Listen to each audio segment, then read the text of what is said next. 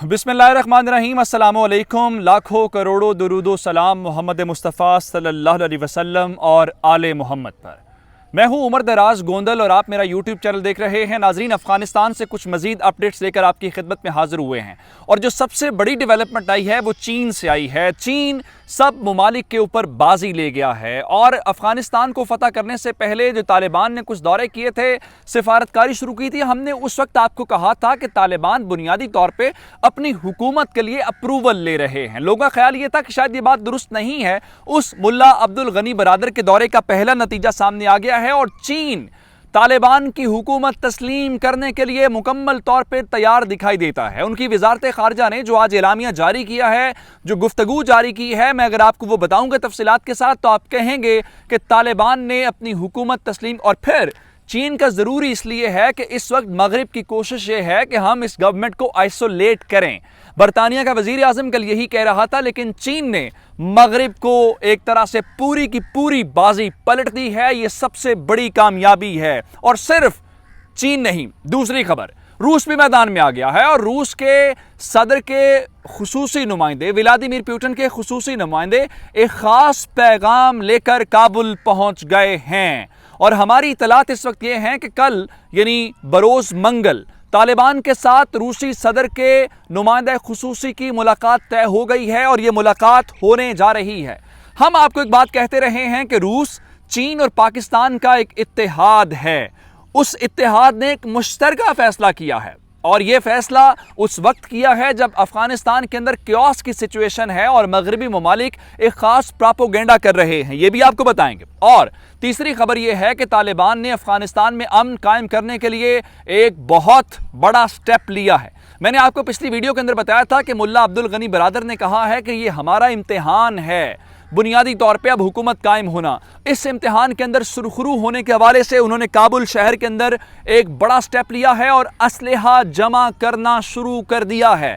ये असलहा कौन जमा कर रहा है और फिर लोगों को क्या अब एक मुतबादिल चीज़ क्या दी जा रही है, ये भी आपको बताएंगे। और उधर अमेरिका ने लोगों को मारना शुरू कर दिया है। पिछली वीडियो के अंदर फायरिंग की बात की थी, फायरिंग के अंदर हलाकतों की तादाद तो बढ़ गई है। एक ऐसी खतरनाक फुटेज सामने आई है जिसके अंदर हम देख सकते हैं कि लोग जहाज़ों से गिर रहे हैं और उनकी जान जा रही है। और इसके अलावा नाजरीन, जो सबसे परेशान कुन खबर आई है वो अशरफ गनी के फरार होने के बाद की है। अशरफ गनी फरार हो गया, ये तो बात सबको मालूम है, लेकिन फरार होते अपने साथ क्या लेके गया है, कितना पैसा लूट के लेके गया है, क्या डॉक्यूमेंट्स लेके गया है, ये तफसीलात सामने आ गई हैं। और फिर इस वक्त अफगान टीवी के ऊपर क्या खुसूसी नशरियात हो रही हैं, कल के और आज के अफगान मीडिया के अंदर फ़र्क क्या है। और फिर आपको ये भी बताएंगे कि आज यूरोपीय यूनियन के वज़राए ख़ारजा मिलने जा रहे हैं, उनका एजेंडा क्या है और पाकिस्तान भी एक बड़ा फैसला करने जा रहा है। और फिर आज दावत यूनिवर्सिटी के करीब कुछ लोगों ने लूट मार की कोशिश की।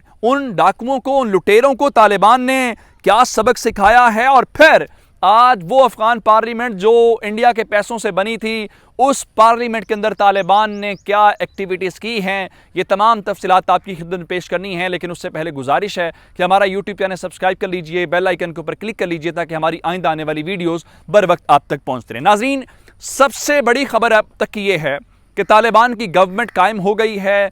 जो सदारती महल है वहाँ से उन्होंने ये कह दिया है कि हम अमारत कायम करने जा रहे हैं। मुल्ला अब्दुल गनी बरादर ने एक विक्ट्री स्पीच कर दी है जो तफसील के साथ पिछली वीडियो में बात हो गई। अब इससे अगला स्टेप है, क्योंकि अब बुनियादी सवाल ये है कि तालिबान की हुकूमत को तस्लीम कौन कौन करेगा। मैंने आपको डॉक्टर नईम के मुतालिक बताया था, उन्होंने कहा था कि हम कोई आइसोलेट नहीं होना चाहते, हम दुनिया से अलग थलग नहीं होना चाहते, हम दुनिया के साथ मिल के आगे बढ़ना चाहते हैं। तो जनाब, सबसे बड़ी खबर आ गई है बीजिंग से। बीजिंग के अंदर आज उनकी वजारत खारजा की जो तर्जुमान हैं, उन्होंने कहा है कि वो तालिबान के साथ दोस्ती भी कायम करना चाहते हैं और तालिबान के साथ हर किस्म का ताउन करना चाहते हैं। ये बहुत ज़रूरी है क्योंकि कल जब तालिबान ने काबुल फतह किया तो उससे 24 घंटों के से भी कम वक्त के अंदर इस स्टेटमेंट की इंपॉर्टेंस क्या है, क्योंकि अमेरिका और यूरोपीय यूनियन और बरतानिया कोशिश कर रहे हैं कि ममालिक तस्लीम ना करें, और बोरिस जॉनसन ये खुल के बात कर चुका है। इसलिए इनके मुंह के ऊपर ये बात मारने के लिए ज़रूरी था कि फौरी तौर पर तालिबान अपनी इंटरनेशनल सपोर्ट जाहिर करते। चूँकि मुल्ला अब्दुल गनी बरादर ने अभी चंद हफ्ते नहीं हुए कि उन्होंने बीजिंग का दौरा किया था, वैंग यी के साथ मुलाकात की थी, तो उसके बाद अब चीन ने यह कहा है कि अफगानिस्तान की अवाम का यह हक है कि वो अपने मुस्तकबिल के बारे में फैसला करें, और हम इस मुस्तकबिल के फैसले को अवाम के हक की कदर करते हैं। उन्होंने कहा है कि तालिबान एक अस्करी और सियासी क़यादत है, इससे कोई इनकार नहीं किया जा सकता। और इस सारी सूरत हाल के दौरान पाकिस्तान रूस भी मैदान में है। पाकिस्तान के अंदर आज कौमी सलामती कमेटी का अहम इजलास है, उसके अंदर पाकिस्तान के वजीर आजम ने चेयर करना है, पाकिस्तान के जो फौजी सरबराहान हैं उन सब ने शिरकत करनी है, पॉलिटिकल लीडरशिप ने करनी है। और इसके अलावा पाकिस्तान, चीन, रूस के इत्तेहाद ने एक और ऐलान किया। वो क्या है? वो ये है कि उन्होंने ये फैसला किया है कि ये जो यूरोपियन ममालिक हैं अपने सिफारत खाने बंद करके इस पूरी के पूरे सिनेरियो को ख़राब करना चाहते हैं, दुनिया को एक अलग पैगाम देना चाहते हैं। इसलिए ये तीनों ममालिक अपने सिफारत खाने बंद नहीं करेंगे और ये वहाँ पे काम करते रहेंगे। ये भी परेशानी है अमेरिकन के लिए कि अगर ये काम कर रहे हैं तो वो काम क्यों नहीं कर सकते। अब रूस इससे एक और बड़ा काम कर रहा है। इससे एक और बड़ा काम क्या कर रहा है?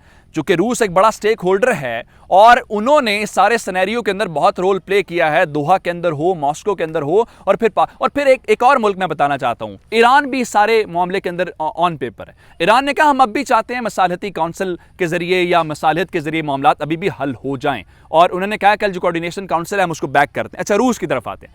व्लादिमीर पुतिन ने अपना खुसूसी नुमाइंदा काबुल रवाना कर दिया और ये रूसी सफीर जो हैं कल यानी मंगल के रोज जो हैं काबुल के अंदर तालिबान को खुसूसी पैगाम पहुंचाएंगे। इस मोमेंट तक, अच्छा चीन का तो बॉर्डर लगता है ना जो उसने तस्लीम किया, रूस का बॉर्डर नहीं लगता, लेकिन सेंट्रल एशियन स्टेट है, ताजिकिस्तान है, उज्बेकिस्तान है, तुर्कमानिस्तान है।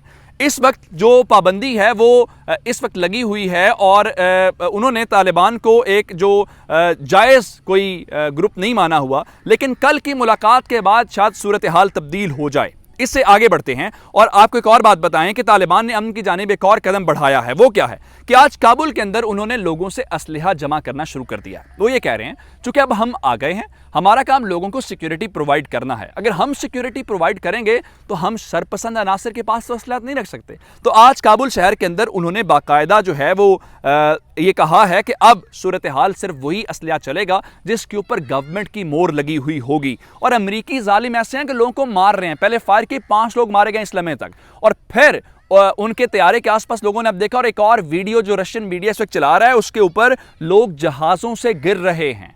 ये है इनकी जल्दबाजी की वजह से लोगों की जान जाने का। और फिर नाजरीन मैं आपको ये बताऊं, अफगानिस्तान के मीडिया के ऊपर मैंने अभी अशरफ गनी वाले बताना है क्या लूट के लेके गया। अफगानिस्तान के इस वक्त मीडिया के ऊपर कल एक अलग मीडिया था, आज बिल्कुल अलग मीडिया है, और वहाँ पे कुरान पाक की तलावत हो रही है, इस्लामी चीज़ें हो रही हैं, अफ़गान तालिबान के मुतालिक बताया जा रहा है। और फिर ये दावत यूनिवर्सिटी के करीब इन्होंने लूटमार शुरू की, कुछ लोगों ने, तालिबान ने उनको लटकाना शुरू कर दिया, बाकायदा गोलियाँ चलाई और कहा किसी डाकू डकैत को इजाज़त नहीं देंगे, और पार्लियामेंट के अंदर भी तालिबान पहुँच गए। अब आते हैं अशरफ गनी के हवाले से। रशियन मीडिया ये दावा कर रहा है कि जनाब कल जब अशरफ गनी फरार हुआ है तो वो अकेला फरार नहीं हुआ, जो उसने पोस्ट की है कि मैंने जंग से बचने के लिए, खून रेजी से बचने के लिए। इस वक्त रशियन मीडिया का दावा ये है, जो खबरें वो चला रहे हैं और तालिबान भी जारी बात है इस सिलसिले में तफसीलात जारी कर रहे हैं, वो ये हैं कि कल जब वो गया है तो गाड़ियों के अंदर मिलियंस ऑफ डॉलर्स थे। यानी वो शख्स जिसने हुकूमत की, उसको तो इल्म था, तो तैयारी पहले से कर रखी थी, तो उसने कल बहुत ज़्यादा जो ख़जाने में से रकम निकाली है वो लूट के फ़रार हो गया है। वो फ़रार होकर कहाँ जाएगा? एक अमरीकियों ने लूटा, फिर जो लूटने वाले हैं उनको अमेरिका पनाह देगा। अशरफ गनी के मुतालिक बताया जा रहा है कि वो अब ओमान से अमेरिका की रवानगी है। ये है ताज़ा तरीन अपडेट्स। मजीद अपडेट्स लेकर आपकी खिदमत में हाजिर होंगे। मुझे उमर दराज गोंदल को फेसबुक, ट्विटर, इंस्टाग्राम के ऊपर फॉलो कर सकते हैं। मेरा यूट्यूब चैनल सब्सक्राइब कीजिएगा। आपकी समातों का बहुत शुक्रिया। खुदा हाफिज़।